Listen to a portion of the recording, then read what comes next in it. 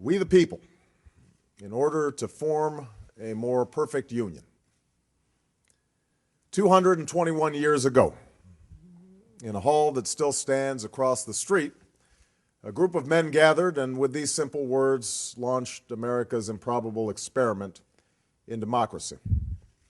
Farmers and scholars, statesmen and patriots who had traveled across the ocean to escape tyranny and persecution finally made real their Declaration of Independence at a Philadelphia convention that lasted through the spring of 1787. The document they produced was eventually signed, but ultimately unfinished. It was stained by this nation's original sin of slavery, a question that divided the colonies and brought the convention to a stalemate until the founders chose to allow the slave trade to continue for at least 20 more years and to leave any final resolution to future generations. Of course, the answer to the slavery question was already embedded within our Constitution, a Constitution that had at its very core the ideal of equal citizenship under the law, a Constitution that promised its people liberty and justice, and a union that could be and should be perfected over time. And yet words on a parchment would not be enough to deliver slaves from bondage or provide men and women of every color and creed their full rights and obligations as citizens of the United States. What would be needed were Americans in successive generations who were willing to do their part through protests and struggles on the streets and in the courts, through a civil war and civil disobedience, and always at great risk, to narrow that gap between the promise of our ideals and the reality of their time. This was one of the tasks we set forth at the beginning of this presidential campaign, to continue the long march of those who came before us, a march for a more just, more equal, more free, more caring, and more prosperous America. I chose to run for president at this moment in history because I believe deeply that we cannot solve the challenges of our time unless we solve them together, unless we perfect our union by understanding that we may have different stories, but we hold common hopes, that we may not look the same and may not have come from the same place, but we all want to move in the same direction towards a better future for our children and our grandchildren. And this belief comes from my unyielding faith in the decency and generosity of the American people. But it also comes from my own story. I'm the son of a black man from Kenya and a white woman from Kansas. I was raised with the help of a white grandfather who survived a depression to serve in Patton's army during World War II, and a white grandmother who worked on a bomber assembly line at Fort Leavenworth while he was overseas. I've gone to some of the best schools in America, and I've lived in one of the world's poorest nations. I am married to a black American who carries within her the blood of slaves and slave owners, an inheritance we pass on to our two precious daughters. I have brothers, sisters, nieces, nephews, uncles, and cousins of every race and every hue scattered across 3 continents. And for as long as I live, I will never forget that in no other country on earth is my story even possible. It's a story that hasn't made me the most conventional of candidates, but it is a story that has seared into my genetic makeup the idea that this nation is more than the sum of its parts, that out of many, we are truly one. Now, throughout the first year of this campaign, against all predictions to the contrary, we saw how hungry the American people were for this message of unity. Despite the temptation to view my candidacy through a purely racial lens, we won commanding victories in states with some of the whitest populations in the country. In South Carolina, where the Confederate flag still flies, We built a powerful coalition of African Americans and white Americans. This is not to say that race has not been an issue in this campaign. At various stages in the campaign, some commentators have deemed me either too black or not black enough. We saw racial tensions bubble to the surface during the week before the South Carolina primary. The press has scoured every single exit poll for the latest evidence of racial polarization, not just in terms of white and black, but black and brown as well. And yet, it's only been in the last couple of weeks that the discussion of race in this campaign has taken a particularly divisive turn. On one end of the spectrum, we've heard the implication that my candidacy is somehow an exercise in affirmative action, that is based solely on the desire of wild and wide-eyed liberals to purchase racial reconciliation on the cheap. On the other end, we've heard my former pastor, Jeremiah Wright, use incendiary language to express views that have the potential not only to widen the racial divide, but views that denigrate both the greatness and the goodness of our nation, and that rightly offend white and black alike. I have already condemned, in unequivocal terms, the statements of Reverend Wright that have caused such controversy and, in some cases, pain. For some, nagging questions remain. Did I know him to be an occasionally fierce critic of American domestic and foreign policy? Of course. Did I ever hear him make remarks that could be considered controversial while I sat in the church? Yes. Did I strongly disagree with many of his political views? Absolutely. Just as I'm sure many of you have heard remarks from your pastors, priests, or rabbis with which you strongly disagree. But the remarks that have caused this recent firestorm weren't simply controversial. They weren't simply a religious leader's efforts to speak out against perceived injustice. Instead, they expressed a profoundly distorted view of this country, a view that sees white racism as endemic and that elevates what is wrong with America above all that we know is right with America. A view that sees the conflicts in the Middle East as rooted primarily in the actions of stalwart allies like Israel, instead of emanating from the perverse and hateful ideologies of radical Islam. As such, Reverend Wright's comments were not only wrong, but divisive.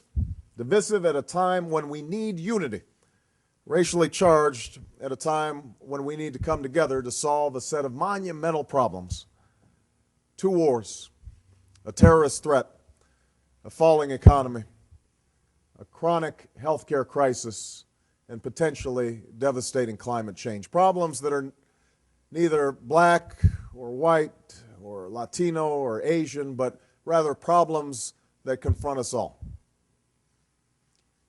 Given my background, my politics, and my professed values and ideals, there will no doubt be those for whom my statements of condemnation are not enough.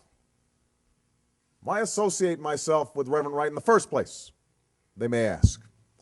Why not join another church?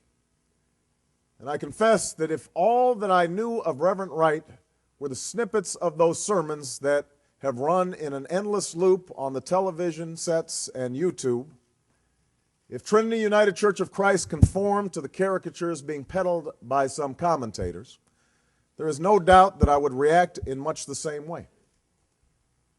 But the truth is, that isn't all that I know of the man. The man I met more than 20 years ago is a man who helped introduce me to my Christian faith, a man who spoke to me about our obligations to love one another, to care for the sick, and lift up the poor. He is a man who served his country as a United States Marine and who has studied and lectured at some of the finest universities and seminaries in the country, and who over 30 years has led a church that serves the community by doing God's work here on earth, by housing the homeless, ministering to the needy, providing daycare services and scholarships and prison ministries, and reaching out to those suffering from HIV/AIDS. In my first book, Dreams from My Father, I described the experience of my first service at Trinity. It goes as follows.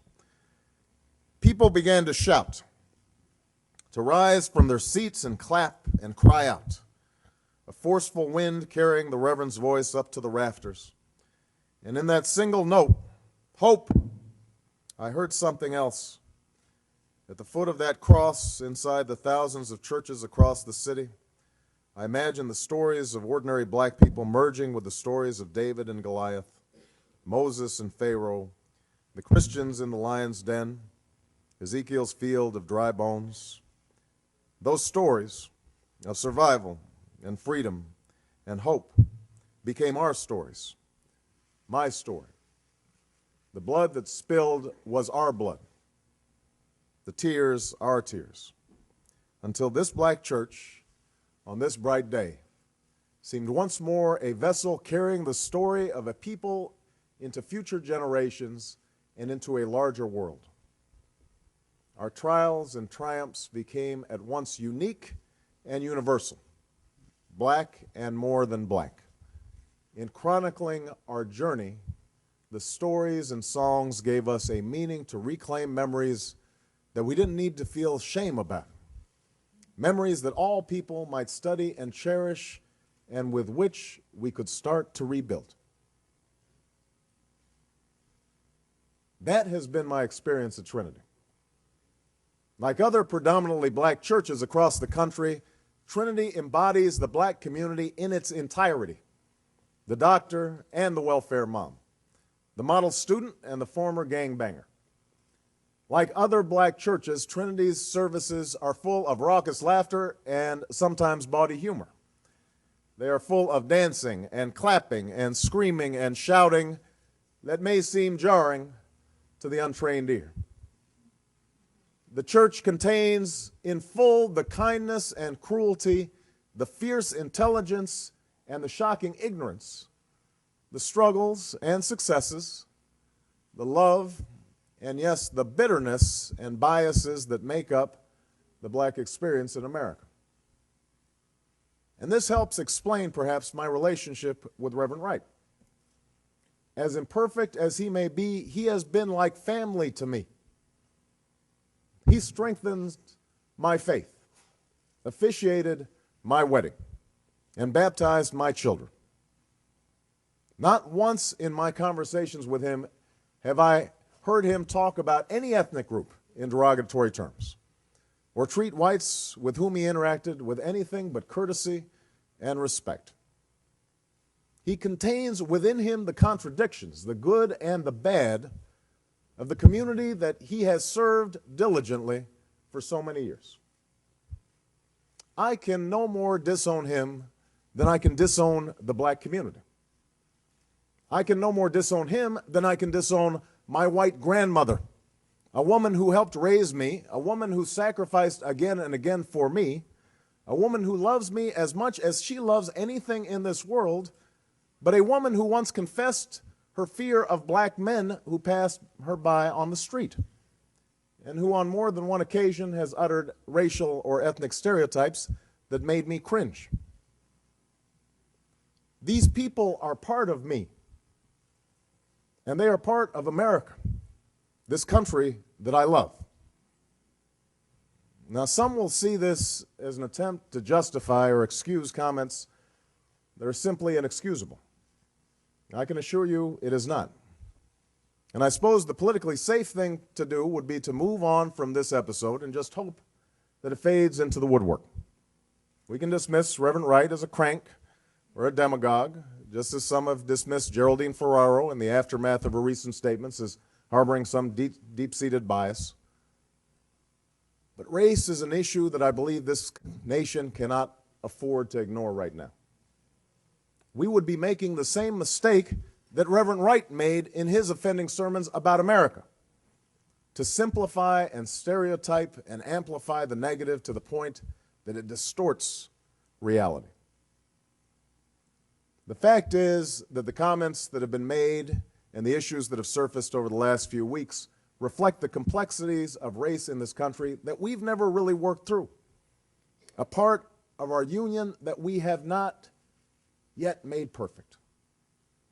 And if we walk away now, if we simply retreat into our respective corners, we will never be able to come together and solve challenges like health care or education or the need to find good jobs for every American. Understanding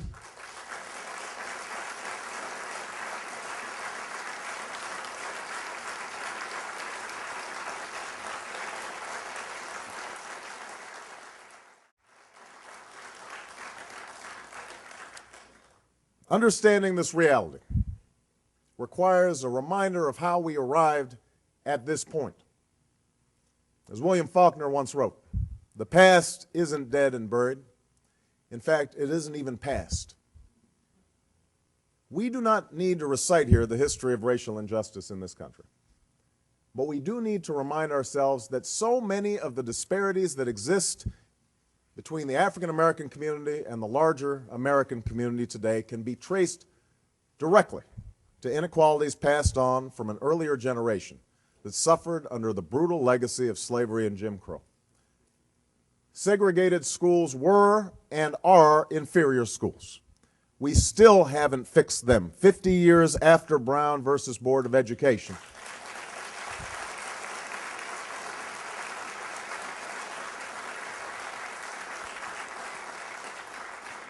And the inferior education they provided, then and now, helps explain the pervasive achievement gap between today's black and white students.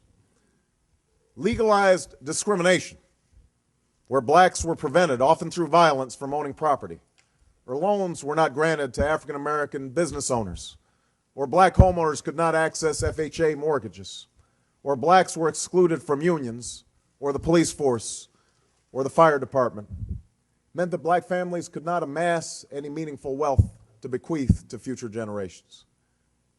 That history helps explain the wealth and income gap between blacks and whites and the concentrated pockets of poverty that persist in so many of today's urban and rural communities.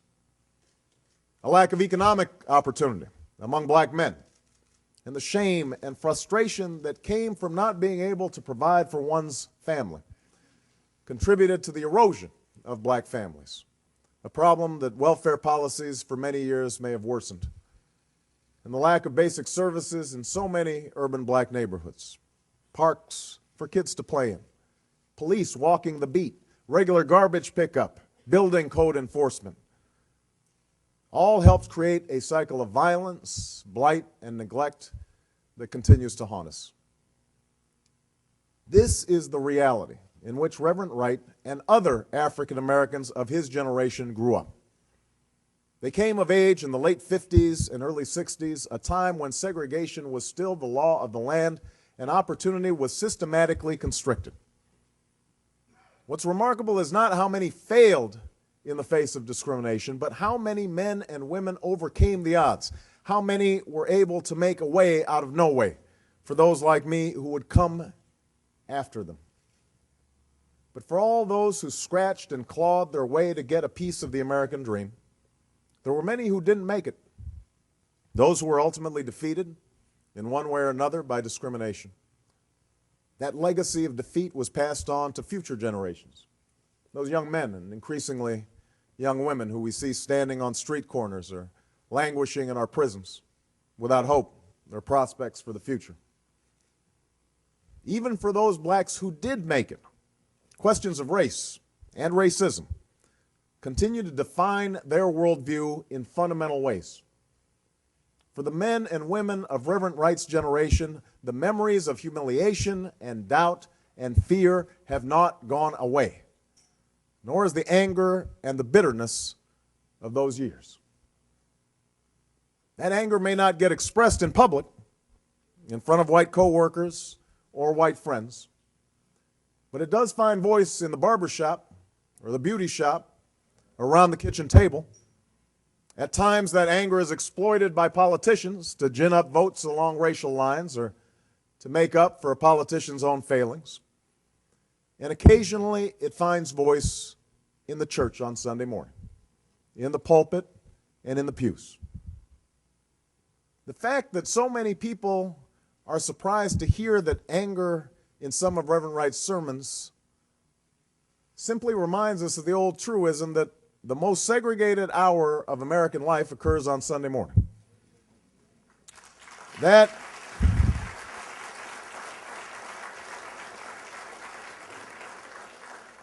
anger is not always productive. Indeed, all too often, it distracts attention from solving real problems. It keeps us from squarely facing our own complicity within the African American community in our own condition. It prevents the African American community from forging the alliances it needs to bring about real change. But the anger is real. It is powerful. And to simply wish it away, to condemn it without understanding its roots, only serves to widen the chasm of misunderstanding that exists between the races. In fact, a similar anger exists within segments of the white community. Most working and middle-class white Americans don't feel that they've been particularly privileged by their race. Their experience is the immigrant experience. As far as they're concerned, no one handed them anything. They built it from scratch. They've worked hard all their lives, many times only to see their jobs shipped overseas or their pensions dumped after a lifetime of labor. They are anxious about their futures, and they feel their dreams slipping away. And in an era of stagnant wages and global competition, opportunity comes to be seen as a zero-sum game in which your dreams come at my expense. So when they are told to bus their children to a school across town, when they hear an African American is getting an advantage in landing a good job or a spot in a good college because of an injustice that they themselves never committed, when they're told that their fears about crime in urban neighborhoods are somehow prejudice, resentment builds over time. Like the anger within the black community, these resentments aren't always expressed in polite company, but they have helped shape the political landscape for at least a generation. Anger over welfare and affirmative action helped forge the Reagan coalition. Politicians routinely exploited fears of crime for their own electoral ends. Talk show hosts and conservative commentators built entire careers unmasking bogus claims of racism while dismissing legitimate discussions of racial injustice and inequality as mere political correctness or reverse racism.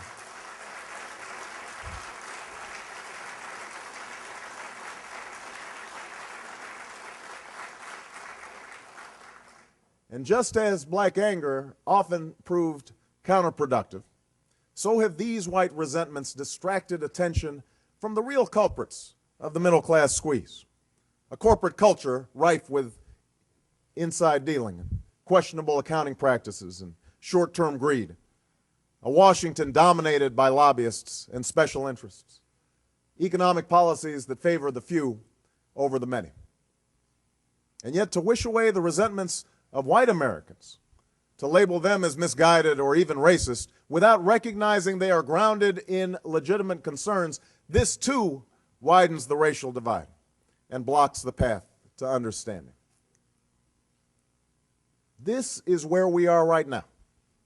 It's a racial stalemate we've been stuck in for years.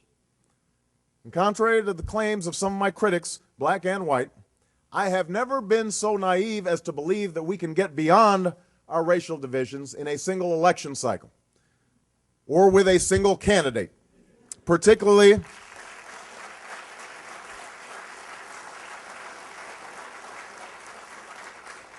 a candidacy as imperfect as my own. But I have asserted a firm conviction, a conviction rooted in my faith in God and my faith in the American people, that working together we can move beyond some of our old racial wounds, and that in fact we have no choice. We have no choice if we are to continue on the path of a more perfect union. For the African American community, that path means embracing the burdens of our past without becoming victims of our past. It means continuing to insist on a full measure of justice in every aspect of American life. But it also means binding our particular grievances for better health care and better schools and better jobs to the larger aspirations of all Americans. The white woman struggling to break the glass ceiling, the white man who's been laid off, the immigrant trying to feed his family. And it means also taking full responsibility for our own lives by demanding more from our fathers and spending more time with our children and reading to them and teaching them that while they may face challenges and discrimination in their own lives, they must never succumb to despair or cynicism. They must always believe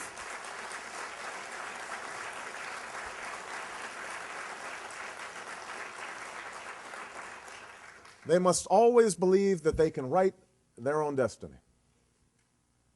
Ironically, this quintessentially American and, yes, conservative notion of self-help found frequent expression in Reverend Wright's sermons. But what my former pastor too often failed to understand is that embarking on a program of self-help also requires a belief that society can change. The profound mistake of Reverend Wright's sermons is not that he spoke about racism in our society. It's that he spoke as if our society was static, as if no progress had been made, as if this country, a country that has made it possible for one of his own members to run for the highest office in the land and build a coalition of white and black, Latino, Asian, rich, poor, young, and old, is still irrevocably bound to a tragic past.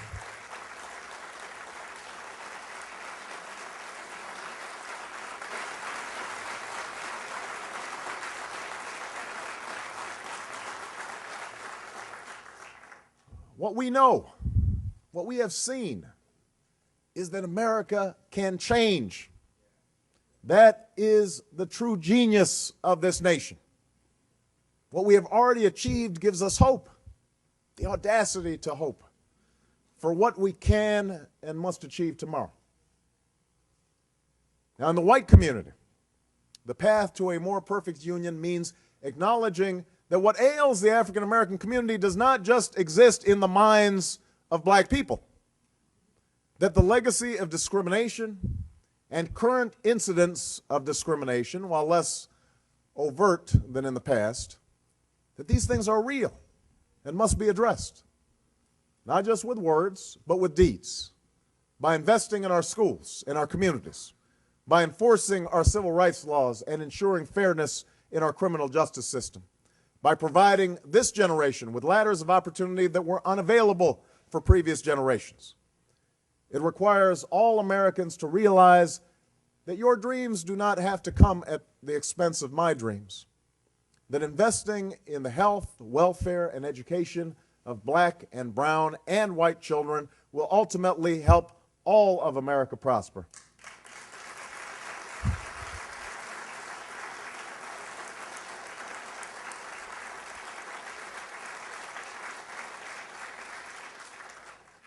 In the end, then, what is called for is nothing more and nothing less than what all the world's great religions demand, that we do unto others as we would have them do unto us. Let us be our brother's keeper, Scripture tells us. Let us be our sister's keeper. Let us find that common stake we all have in one another, and let our politics reflect that spirit as well. For we have a choice in this country. We can accept a politics that breeds division and conflict and cynicism. We can tackle race only as spectacle, as we did in the O.J. trial, or in the wake of tragedy, as we did in the aftermath of Katrina, or as fodder for the nightly news. We can play Reverend Wright's sermons on every channel, every day, and talk about them from now until the election, and make the only question in this campaign whether or not the American people think that I somehow believe or sympathize with his most offensive words. We can pounce on some gaffe by a Hillary supporter as evidence that she's playing the race card, or we can speculate on whether white men will all flock to John McCain in the general election regardless of his policies. We can do that. But if we do, I can tell you that in the next election, we'll be talking about some other distraction. and then another one, and then another one. And nothing will change.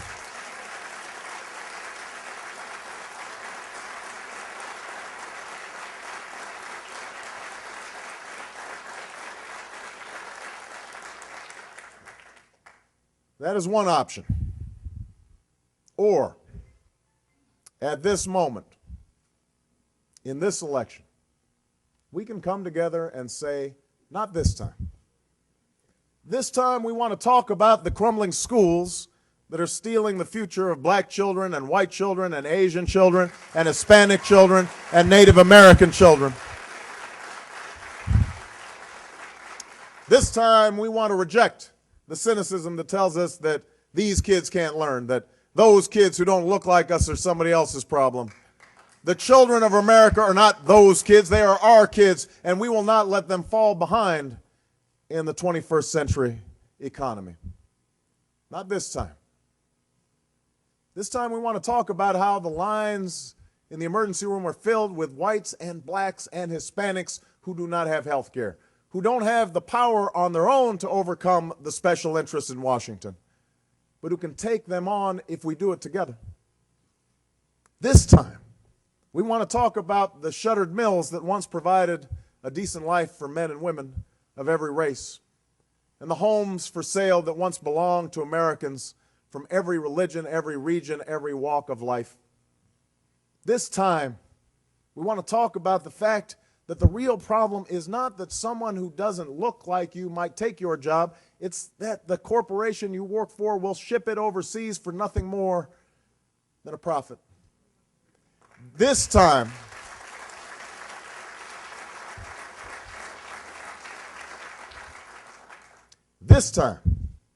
we want to talk about the men and women of every color and creed who serve together and fight together and bleed together under the same proud flag. We want to talk about how to bring them home from a war that should have never been authorized and should have never been waged.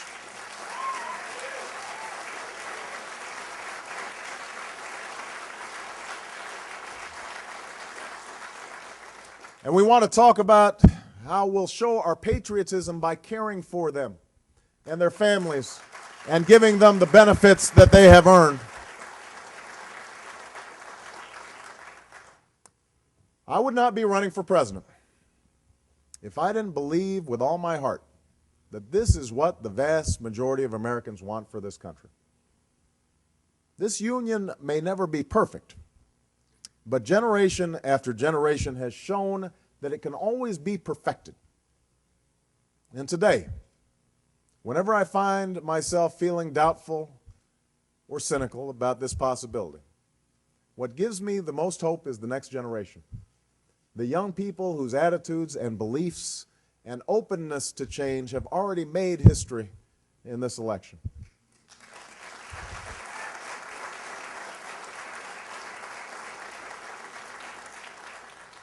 There's one story in particular that I'd like to leave you with today.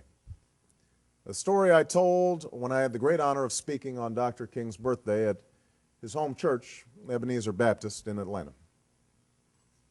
There's a young 23-year-old woman, a white woman, named Ashley Bae, who organized for our campaign in Florence, South Carolina.